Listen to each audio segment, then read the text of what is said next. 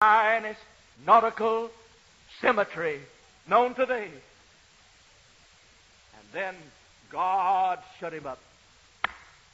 When the rain began to fall and the floods began to rise and those people beat on the door of that ark, why didn't Noah open the door to let them in? Because God shut that door.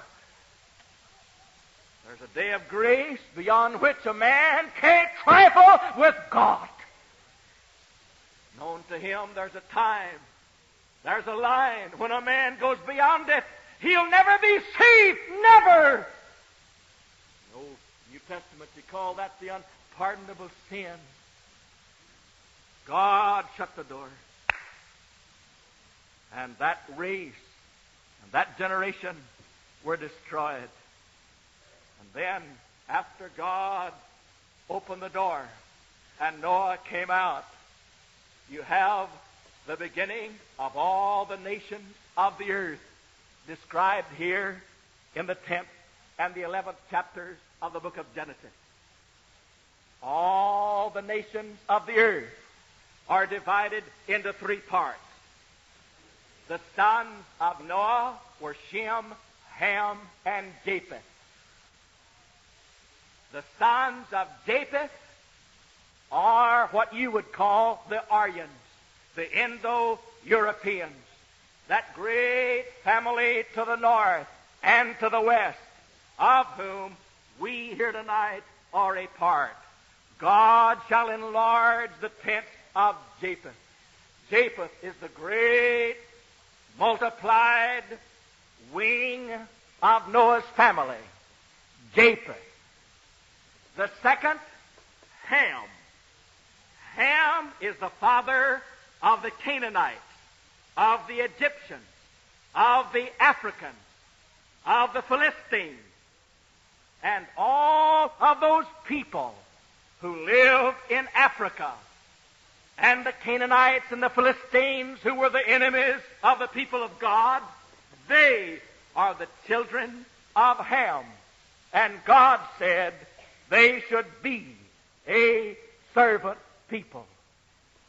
The third great wing of the Noahic family is Shem.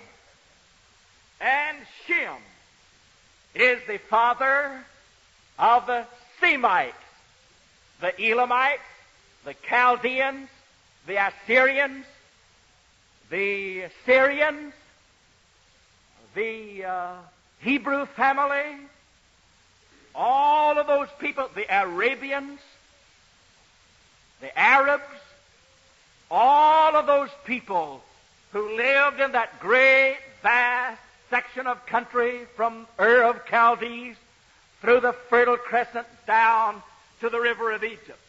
That was the home of the Shemites, the Semites. Anti-Semitism is a vicious prejudice of people against those that God exalted in the revelation of His love and grace. And those families were all one. And they all sought to be together, just like families do. But God had said to inhabit the whole earth and to have dominion over the whole creation. So when all of those families came together in chapter 11 to build a great central monument that would hold them together, and if they ever had another flood, when God said they wouldn't have, they were going to have a tower that reached up to heaven in which they could escape from it. When God looked down and saw the pride again in the human heart, He confused their speech. Babylon. And being unable to understand each other, those that could speak this language went over in that direction. And those who could speak this language automatically gathered in that direction. And those that could speak this language automatically went in this direction. And they divided up according to the speech, according to the family tongue, according to the mother language. And then they separated from Babel over the face of the earth. And the nations grew up from those three great sections of the family of Noah. Now, that is God's introduction to His Bible.